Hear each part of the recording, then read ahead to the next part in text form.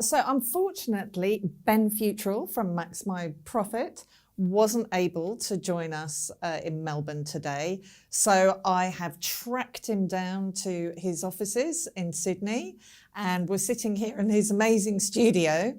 And I'm going to ask Ben, so welcome first of all to our Next Generation seminar. Yeah, thanks, and g'day everybody down there in Melbourne. Sorry I couldn't be there in person, but I have another workshop on all day in Sydney, so I couldn't get there. But thanks for having me. This is using technology anyway. Yes, yeah, absolutely. So you've been working with quite a few repairers. Yes.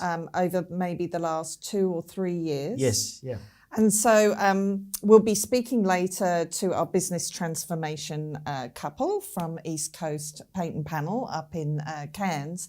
But I was interested to know, first of all, what are a lot of the maybe basic mistakes that repairers are making, the guys that you've been coaching or your colleagues have been coaching? So I think it's a good question, and there's probably many different things, because like most businesses, they're not immune to a lot of the mistakes a lot of business owners make. But I think essentially one of the things that I'm finding as a commonality or a common theme is a lot of them are family businesses. And so there might be second or third generation running the business, and so they haven't structured the business very well. So in particular, the larger ones are probably structured in a way that is disadvantageous when it comes to taxation. Right. So, that was one of the things where I could find really low-hanging fruit. So anybody who's got a bigger business should be talking to somebody who is a specialist in structuring so they can avoid paying too much tax. I'm not saying avoid tax. I'm saying minimise the amount of tax you pay, which is completely legal. And that can put a lot more money back into the business or back into the owner's pockets as well. The other mistake is there doesn't seem to be a lot of succession planning going on. Mm-hmm. So, here are people that are, some of them are frustrated by the way that the business is structured, with whether it's their dad and themselves, things aren't smooth, the transition is not clear, and so there's frustration about how are they actually going to buy those other shares, how are they actually going to take over complete ownership, and at what point can they have full and complete autonomous operation of the business.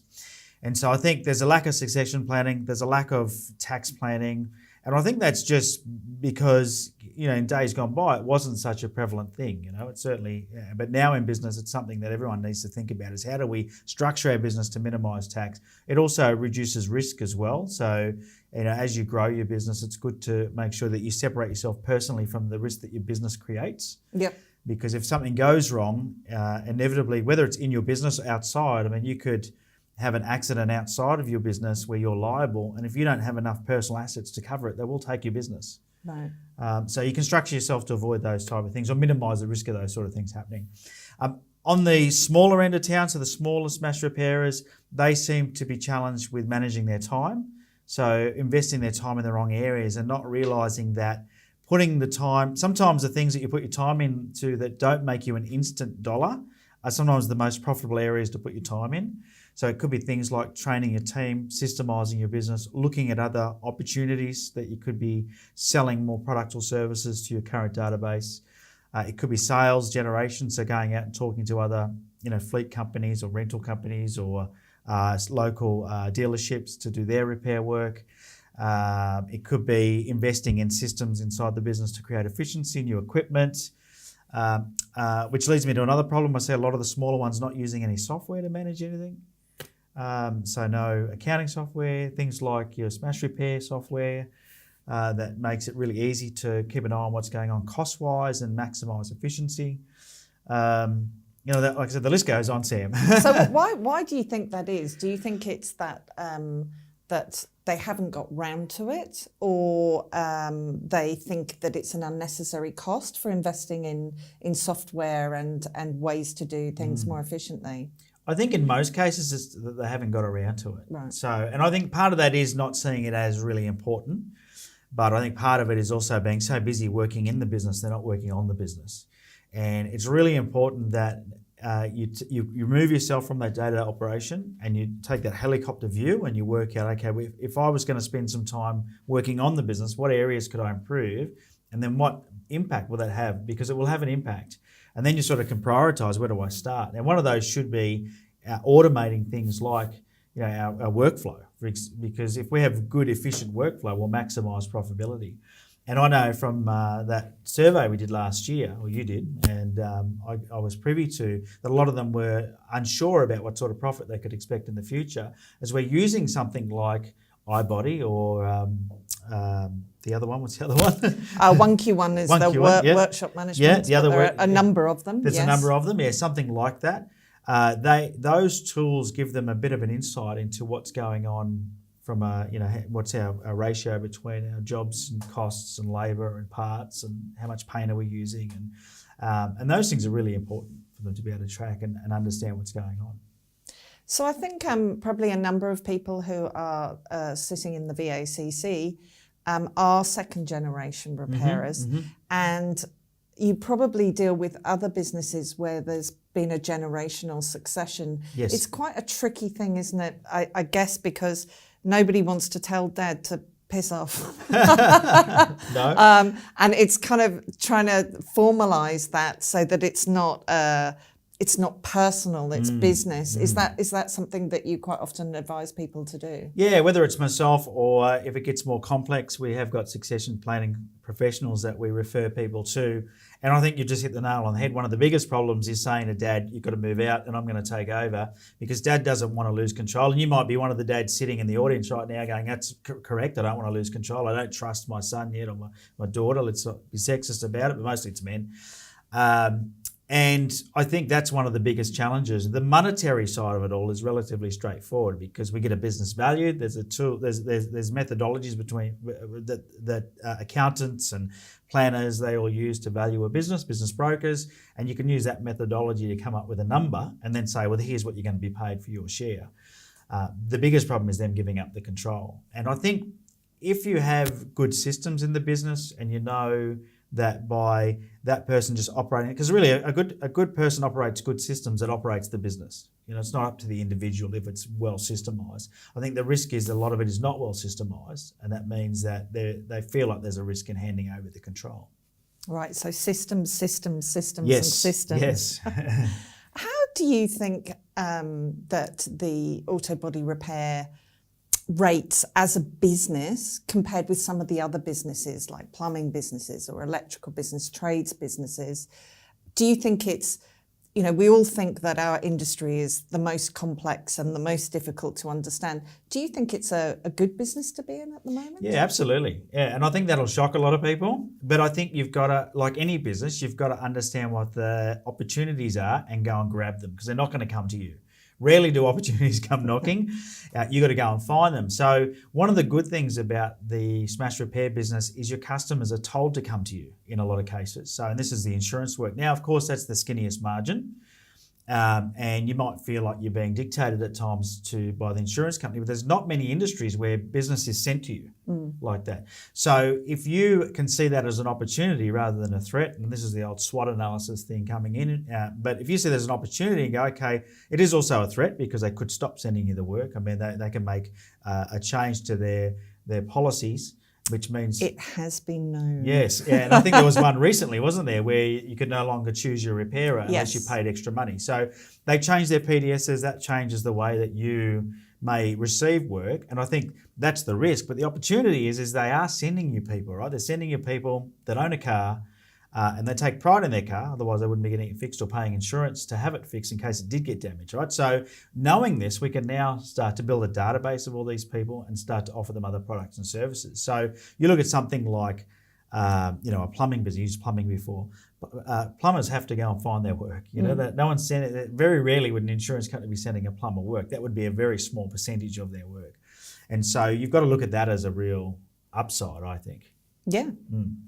And so do you think as well, we talk a lot about diversification, and most businesses are run by ex-trades people, so predominantly panel beaters, sometimes spray painters, who start and run the business, and they're very comfortable in that I repair cars, and anything outside of that, outside of their core business, is something that they seem to view with worry and suspicion. What do you think about the kind of diversification policy, or actually trying to branch out. Make it happen. Yeah. Yeah, I think that feeling of being uncomfortable with trying something new is natural. It doesn't matter who you are. If you're, if you're in a business and you're going to branch into another area of business, it's going to be a little bit nerve-wracking because you don't know, right? If you haven't done it before, if you're going to go into mechanical services, let's say all of a sudden you decide you're going to buy a tyre fitting machine and you're going to do tyres. Well, if you've never been in that before, you've got no idea what to expect. You might not even know how to fit a tyre onto a rim. You might not know what equipment, what insurance you might need, who are we going to buy tyres from, what's a good price, what should I price them at? Like there's all these questions, right? So it means that you are going to have to take some time to become more proficient at learning how to grow other businesses.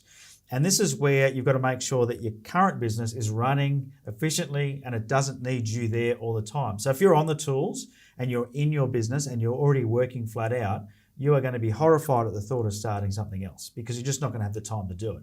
If you're in a situation where your business is running really efficiently and you've got a management team in place and that team take very little direction from you, you might have weekly management meetings and you may get asked questions here and there as things happen, but you've got time to work on the business, and this is the perfect time to start thinking, okay, what else could I be selling? And look around your shop and go, have I got a corner to spare where I could do something? Or is the factory unit next door coming up as available? Or something like this to make it easy. One of the things that I notice, having worked now with these crash repairers over the last few years, is a lot of you are sending work to another mechanical workshop, wheel alignments, other mechanical repairs that need to be done after a collision that you could be doing in-house. And believe it or not, there's a lot of profit just in that. Let alone tyres, servicing, and all these other mechanical repairs that you could be doing. There's an opportunity already there, and mechanics. They're out there looking for great places to work, and a lot of mechanics are looking for a workshop to lead. So if you're going to start a new workshop, you probably find somebody pretty keen to operate it for you and teach you the ropes. Yeah. So what do you think are some of the things that your smash repair clients do really well, maybe do better than other businesses? Once again, a tough one because I deal with quite a few now, but I would say that some of the things that I'm seeing done really well is that they're, when it comes to doing like I call it sticking to your knitting, the work that they're really good at, so they're actually repairing cars and looking after their customers and making sure they're turning the jobs out quickly and doing a good job. I'm seeing that happen a lot. Very rarely am I seeing repairers that are having a problem with jobs coming back because they're not done very well out of the people that I deal with. I think some of them are doing really well as well with the reporting. So I was actually quite surprised, given the industry being trade-based, a lot of trade-based. Like if we talk about plumbers before as an example, most plumbers are terrible at reporting what's going on in their business. And so I found, surprisingly, that a lot of the smash repairers are very, very good at reporting what's going on. So they know how many cars they're doing each week. They know the average value sale. They know, how much product they're going through, how much paint we're using, how much, what our parts is as a percentage of our cost. So they're doing that really, really well. The other thing that they're doing really well is running teams. And I think it's actually a byproduct of the industry, is that people that typically go into an industry are of what we call a type S personality, which is stable, compliant personalities, which is really healthy because what it means is once you get an employee, as long as you look after them, they'll stick around. And I'm finding that when we deal with all different industries in our business, and some industries are terrible. They've got this high staff turnover, which is more expensive than I think people realise. So I think that's a really big plus for the crash repair industry, is they are attracting people that are sticking in their roles for a long time. So one of the businesses that you've been working with is East Coast Panel and Paint. Paint and Panel. It's panel and paint in WA, and it's paint and panel on the East Coast. Yes, on the East Coast. So they're quite typical of a lot of businesses that are young, that have started up with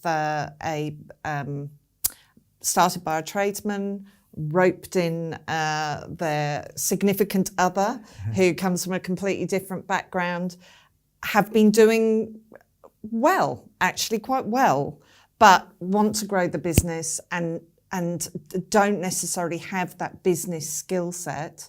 Tell us a bit about how you've been finding working with East Coast? Yeah, so it's early days working with Cara and Mark, and no different to a lot of other businesses where I get involved after they've sort of started to grow almost just through their pure passion and love of what it is they're doing, rather than a strategic plan. And this is not uncommon, right? We see people, they're passionate, they get into business, they put a lot of effort and energy into it, and as a result of that, they give great service, they look after their team.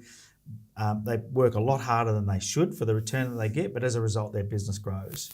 And it gets to a point where it starts to become harder to manage because you've got more employees, you've got more overheads, you've got now a requirement for more resources, whether that's equipment, like it could be repair equipment, spray booths, etc. So there's a lot of expense in getting all the assets up to build this business.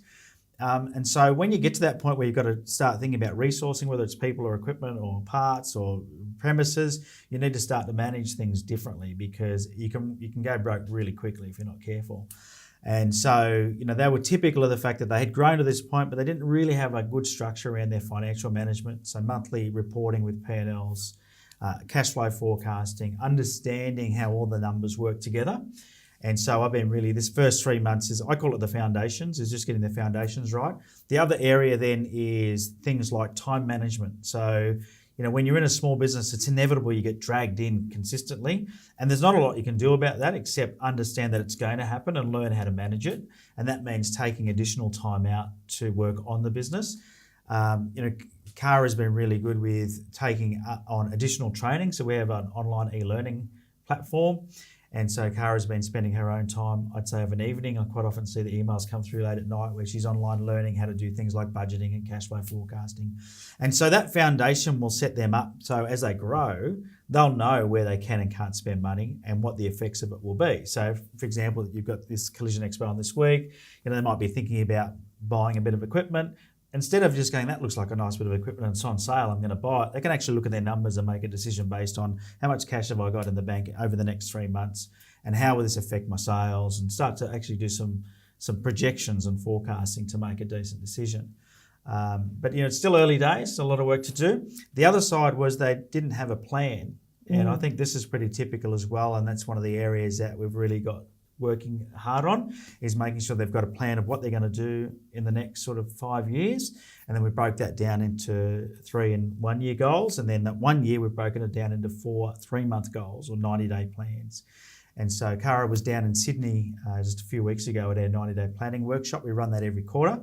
And as a result of that now, from today sort of onwards for this month, so from April, May and June, she's got a 90-day plan that she'll be able to work to that stipulates everything she's going to do in that quarter to get the results that she needs and Mark needs in their business. So I think planning is something that the whole, not the whole business community can be better at, not just the smash repair. But I have found that is one of the probably areas of weakness for the crash repair, is that I don't see a lot of business plans. And when I'm talking business plans, I'm talking about operational plans. So, what are we going to do this week to achieve our goals? Yeah. So you've started your business coaching journey with Ben. Has it been a really steep learning curve for you? What have you learnt in this first quarter? I've learnt that I'm really terrible at managing my time, which is probably something that I was already kind of aware of, but I actually really need someone to constantly point stuff like that out to me. So that's probably for me the amount of time that I actually waste, or the amount of time that I spend on stuff that I probably could be spending in a much better way. That's been a bit of an eye-opener to me. I'm trying really hard to get there. I am putting aside blocks of time to do some of the planning and the forecasts and spend the time to work on the business rather than purely in the business. But that's something that I've kind of had drilled into me for the 3 months that I've already been going. And I feel like it's something that probably this next 3 months is going to continue to be drilled into me, as far as how I manage my time and how I use my time as well. And have you've instituted some standard operating procedures there? Has has everybody embraced those? Has that helped with the business? Yeah, it's probably the most helpful for the younger and newer staff members that we have here. So 2 of our staff members that we have at the moment really pretty much joined us at the beginning of last financial quarter, so around the same time that we started working with Ben. One of them with 0 experience, so a first year apprentice. So something for them that's been really good. But I guess too, for the older staff members or the people that have been with us from the beginning, it's just made things a bit more solid for them to know exactly what's expected of them. So we had some templates made up from Mel from Valspar, and they've also got visual prompts that go with them as well. We've got, I think we're up to 9 that we've got up now that we've had printed on some larger bits of paper and laminated and up in the workshop. The big part is now getting all the office procedures done, which is for me and Mark. And even though we've been doing it for the last 4 years, we actually need that structure for ourselves in the office to sometimes remind ourselves of certain things that need to be done in here as well. So, and hopefully eventually talk to someone else so that I'm not in here all the time. And so you're about to embark on some marketing to try and increase your business, but you've been pretty busy this first quarter, have you? Yeah, it's hard to see many results of what's been going on from the first quarter. I think we spoke about it when we first started. There's a lot of kind of behind the scenes stuff that's gone on and that is planned for this quarter.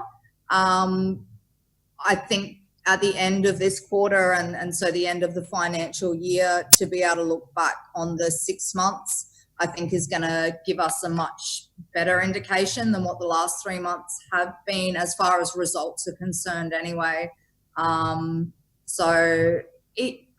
Social media for me, that's something that starting today, Sam, I'm getting really on top of that, and I'll be scheduling some posts to go up on Facebook so that it's not something that I think of last minute and kind of have to get in and do. So to schedule a couple of posts for the week and getting our website up and running. So that should be kind of in the next 4 to 6 weeks, we should be seeing a lot more results from that.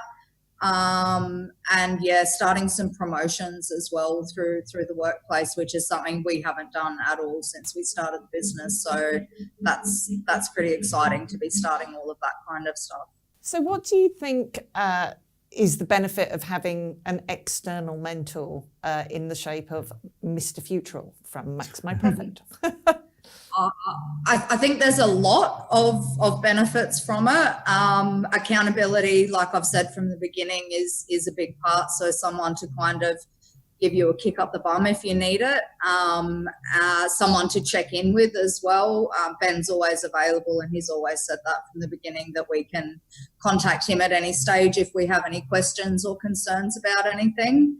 I think just having a fresh set of eyes of someone who's not in your business day to day is really helpful to kind of put stuff into perspective. I think it's quite easy when it's what you live every single day and you're in amongst it. It's pretty easy to get lost in that sometimes. So I think to have someone who is completely external and can kind of view it from probably a completely different aspect to what myself and Mark do, I think that's really helpful for Ben to be able to point out stuff to us that's probably really obvious to him, and it's something that's just gone over our head for the last 4 years or so. So that's really good. I think just knowing too that you've got someone else that's got your back is probably, it can feel a little bit lonely, daunting, scary, and all that kind of stuff, being in a business that's so new and